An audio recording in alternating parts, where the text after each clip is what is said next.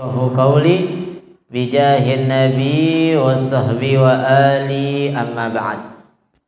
Yang sama kita muliakan dan kita hormati segenap DKM Musalla Nurul Islam, keluarga almarhum Bapak Haji Suroto, Ibu Hajah Suwarni, Bapak Dani dan keluarga yang lainnya. Kita doakan semoga keluarga almarhum Bapak Haji Suroto senantiasa diberikan keberkahan oleh Allah Subhanahu wa taala. Amin. Amin ya rabbal alamin. Ini keluar ya suaranya. Juga yang sama kita muliakan para sesepuh, orang-orang tua kita, Bapak Haji Sugiarto dan bapak-bapak yang lainnya yang mohon maaf tidak dapat saya sebutkan namanya satu persatu. Mudah-mudahan Allah berikan usia yang panjang dalam keadaan sehat wal afiyah. Amin. Amin ya rabbal alamin.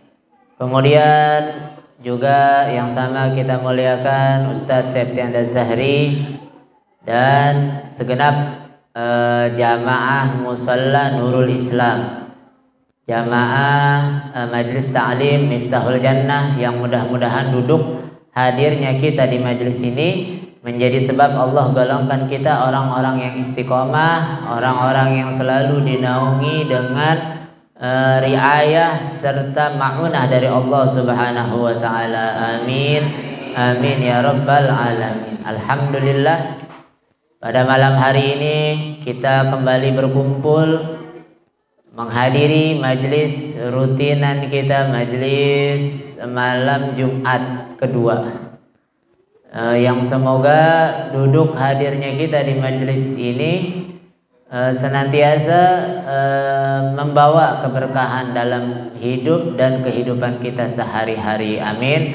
Amin ya rabbal alamin. Salawat beserta salam kita haturkan kepada junjungan kita Nabi besar Muhammad sallallahu alaihi wasallam yang telah menuntun kita umatnya minadz zulumati ilan nur, minal akhlaqil fasidah ilal akhlaqil karimah. Hadirin hadirat yang dimuliakan oleh Allah Subhanahu wa taala. Sampai mana enggak? Mana? Hah? Oh, masih awal.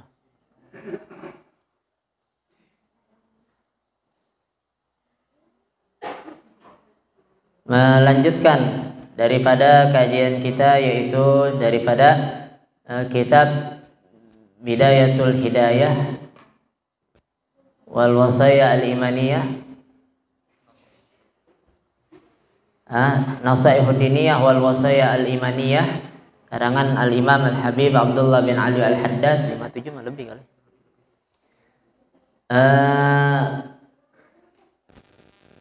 Sampai kepada bagian ilmu.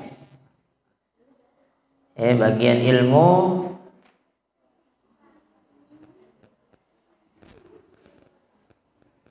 ini apa namanya, halaman berapa itu?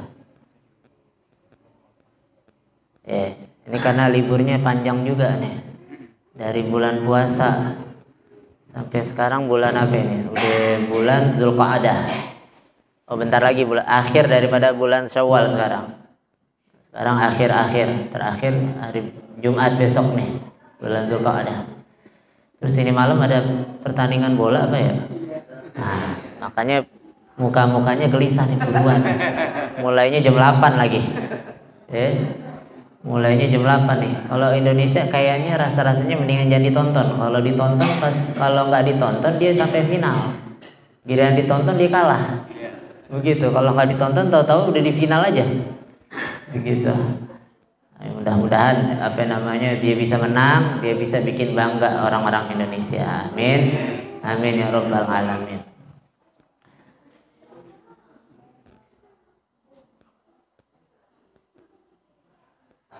Bagian ilmu yaitu halaman berapa ini? 200.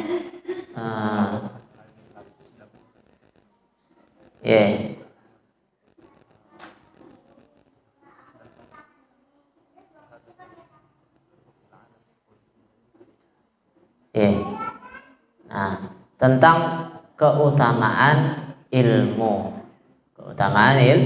Ilmu. Ini ilmu sangat luar biasa keutamaannya. Orang yang hadir majelis ilmu, duduk di tempat-tempat yang di situ diajarkannya ilmu, ini sangat luar biasa. Bahkan tuh malaikat mau meletakkan sayapnya untuk para penuntut ilmu. Para penuntut ilmu yang berangkat menuju tempat dia belajar ilmu agama. Malaikat rela meletakkan daripada ilmunya. Nah, di sini disebutkan oleh Nabi sallallahu alaihi wasallam, wa qala alaihi salatu wassalam, innallaha takaffala li talibil ilmi birizqihi. Keutamaan ilmu banyak, luar biasa. Banyak macam-macam. Dan ilmu adalah salah satu sarana untuk kita menggapai ridho Allah, menggapai surganya Allah Subhanahu wa taala yang paling cepat. Kan kita kalau mau masuk surga banyak pintunya, banyak caranya, banyak sarananya. Bisa lewat orang tua berbakti, bisa lewat suami berbakti.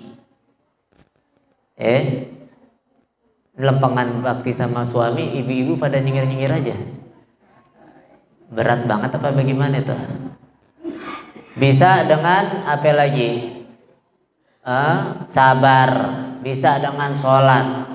Nah, salah satu yang tercepat untuk mendapatkan ridho Allah adalah melalui jalur ilmu. Karena ilmu ini jalurnya mirip dengan jalur para anbiya, para nabi, para rasul, begitu. Nah, salah satu daripada keutamaan ilmu yang seringkali kita jadikan itu adalah kesumpekan kita. Orang manusia itu kan banyak sumpeknya, banyak galaunya, banyak gundah gulananya, banyak stresnya dah, begitu. Dikit-dikit stres anaknya bandel, stres apa lagi, bininya susah dibilangin, stres lakinya nggak pulang-pulang, stres nggak punya duit. Yang paling besar ini stres kagak punya duit, begitu. Makanya orang kalau punya duit tuh tenang-tenang aja hidupnya. Kalau nggak punya duit gelisah biasanya tuh. Itu Nabi SAW bilang terkait dengan kegelisahan kita. Apa Nabi bilang? Innallaha takaffala li talibil ilmi. Allah menjamin bagi orang yang penuntut ilmu. Menjamin orang menuntut ilmu apa? Birizki, rezekinya. Rezekinya. Allah jamin rezekinya orang menuntut ilmu. Kadang-kadang ada ungkapan, ada orang yang iseng mengatakan, ngapain sih ngaji mulu, bukannya kerja, ngaji kagak dapat duit, malah habis duitnya, begitu. Malah habis katanya. Ada ungkapan yang semacam itu. Sholat mulu, sholat. Ada lagi yang modelnya begitu. Sholat mulu, duit kagak dapat. Kepentingan kerja daripada sholat kagak dapat duit katanya. Padahal Nabi SAW mengatakan itu jaminan orang yang menuntut ilmu. Allah jamin rezekinya. Allah jamin rezekinya. Nah, terkadang yang bikin orang sumpek terhadap rezeki karena orang itu mempersempit makna daripada rezeki. Orang itu membatasi daripada makna rezeki. Jadi kita anggap yang namanya rezeki duit 100.000, 50.000, 20.000 dikit, juta 2 juta, pokoknya dapat 5 juta untung, dapat 10 juta lebih untung, dapat 500.000 nggak untung nih, padahal udah dapat 500.000 tuh masih dibilang kurang untung. Jadi kita membatasi yang namanya rezeki itu duit. Orang kebanyakan, nggak semua, tapi kebanyakan orang begitu. Coba aja kita hitung-hitung diri kita. Mungkin kita tahu diri kita nih, yang paling ngerti diri kita ya kita sendiri, bukan orang lain. Sahibud dar adra bima fi. Yang punya rumah lebih tahu isi rumahnya. Yang tahu diri kita ya kita sendiri. Coba kita hitung-hitung. Kira-kira nih kita kalau kehilangan duit 5 juta, sedihnya kayak apa? Wah, sedih banget tuh. 5 juta. Udah gitu tuh 5 juta hasil sebulan, atau bahkan boleh jadi hasil 2 bulan kita usaha dapat 5 juta. Hilang, mau dicuri ke atau hilang ketinggalan di mana? Hilang tuh, sedihnya luar biasa kan kita tuh. 5 juta nih. Apalagi 50 juta. 5 juta aja kita sedih banget. Bisa jadi bini kita omel-omel itu, padahal dia nggak tahu apa-apa. Anak kita marah-marahin. Sedih kenapa? Duit 5 juta hilang. Coba dah rasain diri kita ketika kita ketinggalan sholat subuh. Sholat subuhnya jam 8. Kira-kira sedihnya kita sama nggak sama kehilangan 5 juta? Ya nggak? Kan begitu. Kira-kira sumpeknya kita sama nggak sama kehilangan 5 juta? Kehilangan nih, nggak sholat subuh tadi ini. Terus kita sedihnya kayak kehilangan 5 juta. Sampai sekarang masih nggak enak makan pasti.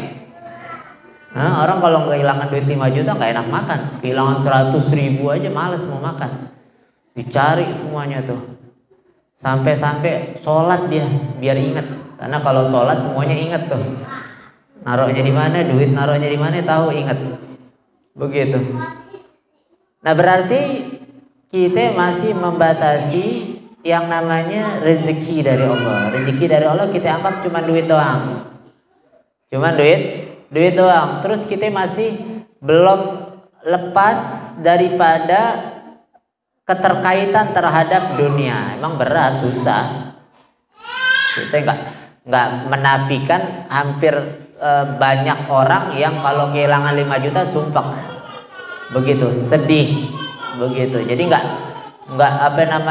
menafikan bahwa banyak orang yang model begitu, dan jarang banget orang yang kehilangan duit itu biasa-biasa aja, jarang banget itu. Saya punya guru tuh Al-Habib Zain bin Hasan Baharun, itu pondok pesantrennya baru kebakaran ada 5 atau 4 kamar kebakaran. Itu kalau nggak salah tahun 2000 berapa 3 sampai 2003 atau 2002 kebakaran nih, habis semuanya. Akhirnya datang reporter mau nanya, Habib, kira-kira kerugiannya berapa ini? Akhirnya kata dia, Habib, saya nggak merasa dirugikan. Habibnya bilang nggak merasa dirugikan. Ini bukan ngomong nyeneng gede-gedein hati, bukan cuma ngomong kosong belaka, tapi emang dibuktikan emang nggak merasa rugi sama sekali. Terus habis itu malamnya langsung bikin acara seperti kayak tasakuran, baca maulid, makan-makan, seakan-akan nggak terjadi musibah kebakaran, nggak sumpek sama sekali. Itu berita di koran, itu tebak-tebakan daripada reporternya sendiri. Ini kerugian diperkirakan 1,3 miliar. Padahal nggak ada sebutan orang yang ada di pesantren, semuanya nggak menyebutkan jumlah kerugian atau jumlah yang kebakar, berapa materi yang kebakar segala macamnya. Begitu. Jadi nggak merasa rugi kebakaran, kehilangan sesuatu nggak merasa kehilangan. Jadi dunianya bukan di hati tapi cuma di tangan. Jadi model kayak tukang parkir, ya, motornya diambil semuanya, dia nggak kesel, dia ikhlas, nggak marah-marah. Motor diambil semua, dia jagain motor banyak ribuan, tapi diambil tuh motornya, dikasih nggak apa-apa. nggak sumpek dia, pulang girang begitu, malah senang, nggak jagain lagi. Walhasil begitu. Nah, yang mesti kita tanamkan untuk melatih diri kita agar kita nggak begitu sumpek kehilangan harta. Pertama, kita mesti tahu yang namanya rezeki itu adalah bukan cuma duit. Ini kumpulnya kita model begini, ini rezeki dari Allah Subhanahu wa taala. Bisa duduk di tempat yang baik semacam ini rezeki dari Allah Subhanahu wa taala. Sehatnya badan kita rezeki dari Allah. Istri yang soleha rezeki dari Allah. Anak yang soleh-soleha rezeki dari Allah. Anak yang sukses rezeki dari Allah. Kesehatan anak rezeki dari Allah. Selamat dari musibah itu rezeki dari Allah Subhanahu wa taala. Bisa sholat berjamaah itu adalah rezeki dari Allah Subhanahu wa taala. Sholat subuh berjamaah itu rezeki dari Allah Subhanahu wa taala. Bahkan ditegesin sama Nabi SAW, bukan sholat subuhnya, sholat sunnahnya aja itu lebih baik daripada dunia dan seisinya. Begitu. Ini hadis sudah familiar, siapa aja sampaikan. Apa namanya, 2 rakaat sebelum subuh. Ini sholat sunnahnya lebih baik daripada dunia dan seisinya. Apalagi sholat subuhnya. Itu tahu nggak, Nabi bilang orang yang sholat subuh itu fahuwa fi dhimmatillah. Orang yang sholat subuh itu dalam keadaan berjamaah, maka dia itu adalah dalam lindungan Allah, dalam jaminan Allah, dalam asuransi Allah. Orang kadang-kadang memakai asuransi buat apa? Buat keselamatan jiwanya. Kalau ada apa-apa, ada backingannya, ada backupannya. Nah, ini asuransi dari Allah Subhanahu wa taala. Dengan cara sholat subuh berjamaah. Itu pernah dibuktikan sama saya punya kawan tuh, namanya Habib Jadid Segaf. Itu dia ada temennya kecelakaan, keserempet atau tabrakan mobil gitu, nggak terlalu parah. Ternyata pas dia jengukin temennya itu, dia tanya, tadi subuh sholat berjamaah apa enggak? Sholat subuh enggak, malah nggak sholat subuh, nggak sholat subuh. Kita kalau mau dijaga oleh Allah Subhanahu wa taala siang harinya sholat subuh berjamaah. Terus malamnya gimana? Malamnya kalau mau dijaga juga, hadis lagi yang lain sebutkan orang yang sholat isya fi jama'atin fahuwa fi dhimmatillah. Orang yang sholat isya berjamaah, tadi kita sholat isya berjamaah, maka dia sampai pagi akan dijaga oleh Allah Subhanahu wa taala. Seandainya dia kena musibah itu Allah berikan afiah. Artinya musibah yang tadinya berat menjadi ringan, sebab dia berada dalam jaminannya Allah Subhanahu wa taala. Nah, ini Allah jamin rezekinya orang-orang yang nuntut ilmu. Itu saya punya guru, Ustadz Hasan Basri namanya. Kalau nggak salah beliau, Ustadz Hasan Basri, ketika mondok di pesantren, itu bapaknya, orang tuanya usaha ternak bebek buat biayai daripada mondoknya Ustadz Hasan Basri ini. Ternak bebek, sukses buat biayai. Ketika selesai mondoknya, selesai lulus sehingga dia menjadi pengajar di pondok pesantren, bebeknya habis. Selesai. Artinya ini menunjukkan bahwasanya itu bebek emang buat biayai dia, buat mondoknya doang. Buat mondoknya doang. Dan semua rata-rata kita tanyain tuh orang-orang tua wali santri daripada para murid-murid di pesantren, kita tanyain beda enggak rezekinya ketika anak mondok pesantren dan sebelum anak-anak masuk pondok pesantren belajar ilmu agama begitu. Orang tuanya rata-rata katakan beda. Ketika anak ada di pesantren tuh rezeki rasanya gampang, lebih mudah ada aja, begitu, lebih digampangkan oleh Allah Subhanahu wa taala. Dan memang itu rezeki datangnya dari Allah. Kita mau usaha kayak apa, kalau Allah nggak mau kasih, nggak bakal dikasih sama Allah Subhanahu Wa Taala, nggak akan kita dapati. Nah caranya kita dengan nuntut ilmu, kita dapat dua minimal.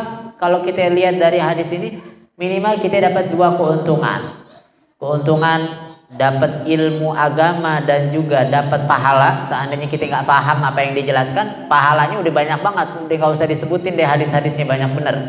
Pahala kita dapatkan, mengalahkan pahala yang beraneka ragam ini, pahala hadir majlis taklim, majlis ilmu. Terus yang kedua apa? Yang kedua rezeki kita udah dijamin sama Allah. Nah Imam Haddad komentarin ini hadis, rezekinya ya rezeki yang mana ini? Kata Imam Haddad, ini adalah rezeki khusus daripada rezeki yang umum. Secara umum Allah katakan inna wa ma min dabbatin fil ardi illa 'ala Allahi rizquha. Secara umum Allah menjamin semua rezekinya orang-orang yang hidup ataupun binatang-binatang yang hidup. Semua yang hidup Allah jamin rezekinya. Selama dia hidup pasti ada rezekinya. Jadi kita selama hidup pasti ada rezekinya, tenang aja. Kalau udah nggak ada rezeki, berarti itu waktunya kita mati, waktunya kita meninggal.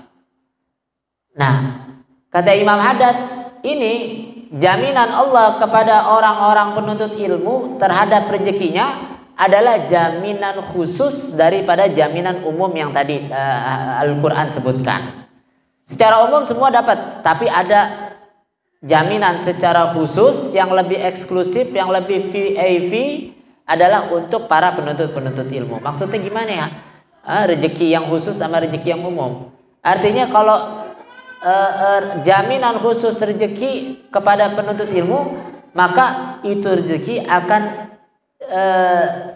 yuzadu taisir, akan dimudahkan, lebih gampang, lebih ditambah lagi kemudahan untuk mendapatkannya. Lebih gampang untuk mendapatkan daripada rezekinya, begitu. Dan itu rezeki datang dengan tidak sulit, begitu. Artinya lebih dimudahkan lagi untuk mendapatkan rezekinya. Terlepas daripada jaminan-jaminan rezeki yang lainnya, banyak jaminan-jaminan rezekinya. Sebab orang hidup pasti ada rezekinya. Tinggal jumlahnya aja, jumlahnya yang kita dapatkan. Ada yang orang rezekinya lebih banyak jumlah uangnya daripada kesehatannya. Orang kaya banget, rezeki berarti jumlah uangnya lebih banyak tapi sakit mulu. Kan begitu, jumlah uangnya lebih banyak tapi jumlah kesehatannya lebih sedikit. Ada orang yang jumlah kesehatannya lebih banyak, jumlah duitnya sedikit. Emang gak pernah megang duit. Megang duitnya cuma cukup buat makan, minum. Buat sakit gak ada duitnya tuh. Cuman alhamdulillahnya dia sehat mulu. Begitu. Buat sakit nggak ada biaya. Kalau sakit mesti minjem dulu sama orang. Begitu. Atau kalau sakit ngandelinnya BPJS. Tapi itu alhamdulillah, karena Allah kasih dia banyak sehatnya daripada sakitnya. Jadi rezeki masing-masing deh tuh. Kita nggak usah melihat, makanya Nabi ajarin tuh jangan lihat urusan dunia kepada orang yang lebih tinggi dari kamu. Lihat sama orang yang lebih rendah. Kita sehat, nggak pegang duit, alhamdulillah masih sehat. Itu orang megang duit banyak, sakit, nggak bisa dinikmatin, nggak bisa dinikmatin. Duit banyak-banyak nggak bisa ngapa-ngapain. Nah kita bisa ngapain aja, walaupun yang kita lakukan nggak sesuatu yang nggak harus pakai duit. Karena kalau pakai duit kita nggak bisa juga, karena nggak punya duit kan begitu. Jadi kita mesti bersyukur. Ketika kita nggak punya duit, kita syukurin sehatnya kita. Ya Allah, sehat ini mahal. Sehat tadi barusan saya dari rumah sakit tuh. Orang rumah sakit bukan orang-orang susah, semuanya orang-orang kaya banyak. Tapi kekayaannya nggak bisa dinikmatin, sulit.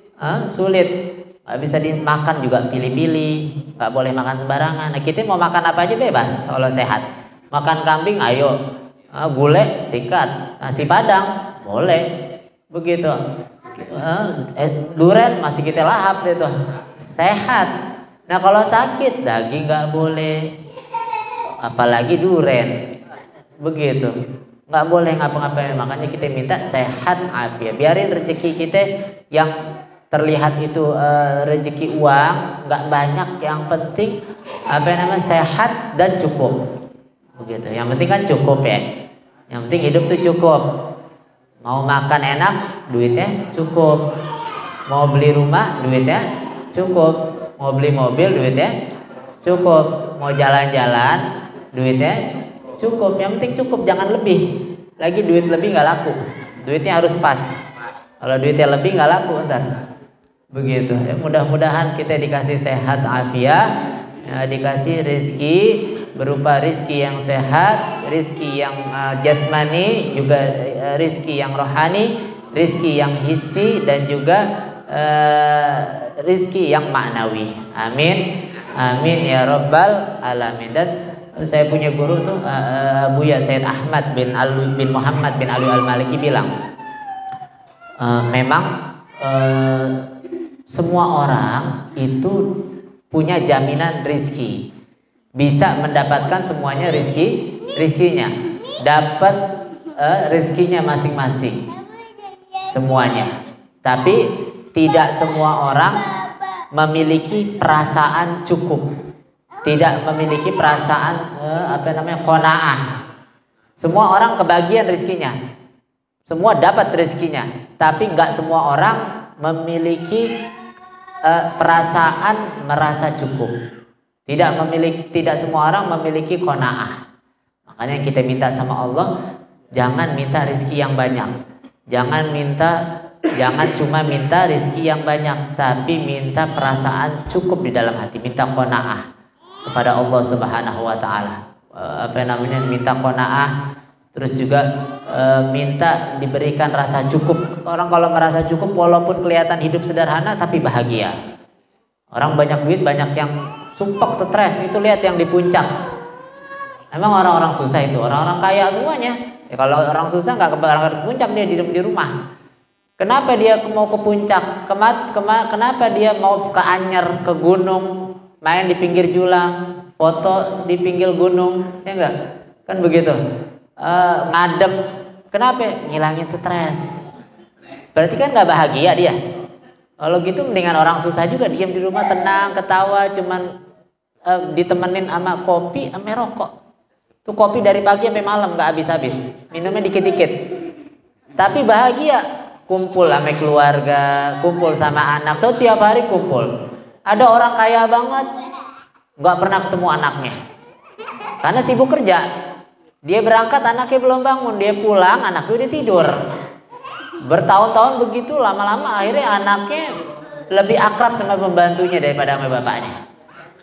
Jangan-jangan boleh jadi manggil bapaknya itu om, manggil om sama bapaknya. Makanya kita syukur, kita bersyukur ada di rumah terus, rezeki nggak seberapa, alhamdulillah bisa kumpul sama keluarga, bisa selalu bersama istri, bisa selalu bersama anak, bisa selalu hidup sehat, bisa ibadah dan segala macamnya. Maka mudah-mudahan Allah berikan kita rasa syukur dalam hati kita, sehingga kita selalu bisa bersyukur kepada Allah Subhanahu wa taala, nikmati hidup, jalani hidup, ibadah yang wajib kita jalani, yang sunah-sunah kita tambahin. Hadir majelis salim ini udah nikmat yang terbesar. Ini adalah surganya yang ada di dunia. Mudah-mudahan Allah berikan kita itu semuanya. Allah beri kita taufik hidayah, Allah beri kita inayah dan riayah ala hadhihi niyah wa ala kulli niyyah salihah wa ila hadratin nabi. Al-Fatihah. A'udzu billahi minasyaitonir rajim. Bismillahirrahmanirrahim. Alhamdulillahirabbil alamin arrahmanir rahim maliki yaumiddin. Iyyaka na'budu wa iyyaka nasta'in ihdinas siratal mustaqim.